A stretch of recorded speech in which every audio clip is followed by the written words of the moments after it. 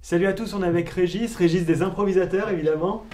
Et dans quelques heures va commencer le 10e mondial d'improvisation professionnelle à la salle des fêtes de Schiltigheim. Alors on a décidé de t'inviter Régis. Merci beaucoup. En revanche, c'est vrai qu'on te voit souvent, on te voit à Strasbourg, on te voit sur scène, mais on ne te connaît pas bien. Alors dis-moi, t'es parti d'où et comment t'es devenu le maître de cérémonie et puis le patron finalement des improvisateurs à Strasbourg? Alors moi, je suis né à la cité de la Canardière, à la Méno, Ok.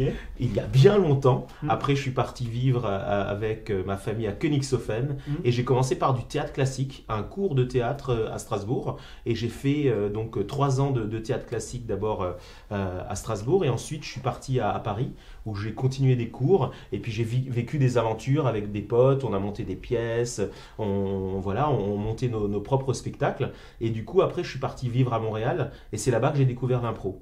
Parce que c'est les Québécois qui ont inventé l'improvisation et les matchs d'impro il y a 40 ans. Et du coup, ça m'a passionné. Vraiment, à bout de 6 ans de Molière, tout d'un coup, l'improvisation et pouvoir faire ce que je voulais, ça m'a apporté, ça m'a passionné, mais tout de suite. Et du coup, je suis rentré à Strasbourg et j'ai commencé à la Lolita à faire de l'impro en 96. Et ensuite, comme j'étais comédien pro à côté de mes aventures d'improvisateur, il y a eu la création de la compagnie Les Improvisateurs en 2000. Alors, les improvisateurs en France, est-ce que tu t'es vraiment calqué sur le modèle québécois ou alors tu as un petit peu inventé et réaménagé, si on veut, le concept? C'est vrai que les Québécois, eux, ils sont très stricts. Ils ont mélangé le hockey sur glace, c'est leur passion. Nous, on ne comprend pas grand-chose à ce sport. Et du coup, ils ont mélangé les règles du hockey et le théâtre. Et ils ont fait les matchs d'impro dans une patinoire et tout ça. Nous, on a adapté, on a créé nos concepts. On a un spécial koh on a repris l'émission de télé. On a un circus qui est sur l'univers du cirque. On a créé nos propres concepts. Et ce qui est intéressant aussi avec l'impro, c'est, bien sûr, c'est interactif, c'est avec les thèmes du public. Mais tu peux créer plein de concepts différents, quoi. Et donc là, on se retrouve pour les 10 ans, les 10 Ouais. ans de ce mondial de l'improvisation. Alors forcément, pour vous, tu as essayé de rassembler les gens qui t'ont suivi depuis le départ et créer un mondial un peu spécial cette fois-ci? Oui, on voulait créer des surprises. Du coup, on s'est dit l'Alsace, beaucoup on en rêvait. Nous, on en a fait une nation.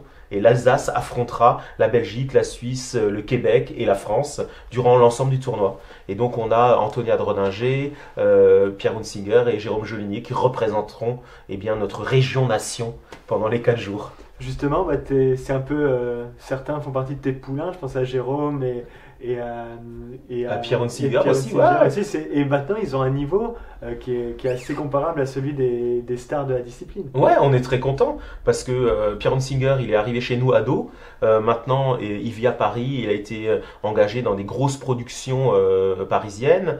Jérôme Jolinier fait des spectacles et face toute l'année aux meilleurs joueurs de l'équipe de France qui font des grands tournois dans le monde entier. Et l'équipe d'Alsace est un des favoris avec Antonia Drodinger aussi, qui a commencé l'impro en même temps que moi et maintenant fait une carrière de solo et de télé un peu partout. Donc c'est une équipe très forte, l'équipe d'Alsace, hein. Et on a un super niveau en Alsace et c'est vrai que on a beaucoup de monde dans les spectacles d'impro, il y a beaucoup de petites compagnies qui sont créées. Nous, rien que notre école, on a 150 élèves qui font de l'impro à l'année dans notre école. Donc Strasbourg est une place forte de l'impro en France, quoi. Et alors, justement, c'est la question du chasseur, le bon, le mauvais chasseur. Alors, un bon improvisateur. Alors un bon improvisateur, c'est d'abord un bon comédien, Ok. quelqu'un qui est capable de faire des personnages très forts, Mm. mais aussi qui est très à l'écoute de l'autre pour créer une belle histoire avec lui et être pertinent avec l'autre, quoi.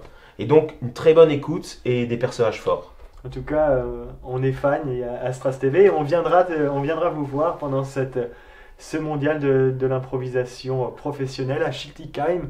Donc retenez bien, du 27 au 30 avril avec Régis, tous ses amis, toute son équipe et toute la bonne humeur qui va avec. Et on se réjouit parce qu'on a vraiment les meilleurs improvisateurs qui viennent de tous les pays et c'est une seule fois dans l'année. Donc si vous connaissez pas l'impro, venez. Et si vous connaissez l'impro, venez en profiter parce qu'il y a des comédiens et des talents extraordinaires, En quoi. plus, c'est jamais le même spectacle. Non, c'est toujours différent, surtout avec les fous qui sont là cette année.